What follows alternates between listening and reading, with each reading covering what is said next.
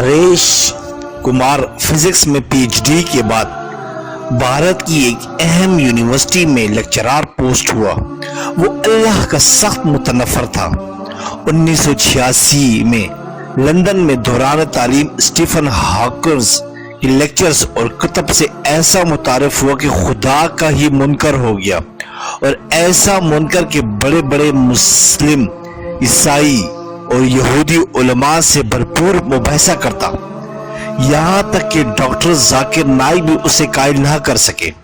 Doctor Harish ने बताया कि 2005 की छुट्टी के दिन एक सुबह मुस्लिम सब्जी फरोश ने घर की बेल दी। हम गुज़िश्ता 20 सालों से सब्जी इसी से खरीद रहे थे।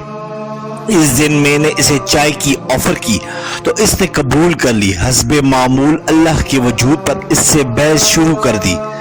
30 मिनट की गुफ्तगू से मालूम हुआ वो तो सीधा सादा सा मुसलमान है जो सिर्फ 5 वक्त नमाज पढ़ता है। हाँ, वो सौदे में बहुत ही साफ गो और ईमानदार था।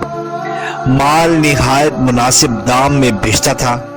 आखिर चलते हुए इसने एक ऐसी बात की जिसने मेरी जिंदगी बदल दी। कहने लगा, डॉक्टर जी, तुमने खुद बोला कि तकरीबन 6000 से 10,000 साल से इंसानी तारीख में पैगंबरों की कहानियां चल रही हैं और सब के सब एक अल्लाह और जन्नत और दोज़ख की बात करते हैं, और साइंस मरने के बाद के हालात का जवाब ही नहीं दे सकती। अब 2 ही इम्कानात हैं। नंबर 1, अल्लाह का वजूद नहीं है। नंबर 2, अल्लाह है। अगर तो अल्लाह का वजूद ना हो तो मरने के बाद हम दोनों बराबर होंगे, लेकिन अगर आगे जाकर अल्लाह मौजूद हुआ तो आप फिर पकड़े जाएंगे।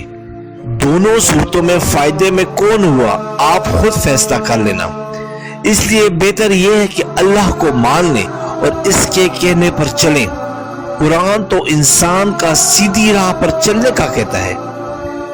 मैंने सारी जिंदगी प्रोबेबिलिटी यानी कि इम्कानात के लेक्चर्स दिए थे, लेकिन इसके जानने के बाद सोचा कि इस प्रोबेबिलिटी की तरफ तो कभी मेरा ध्यान ही नहीं गया।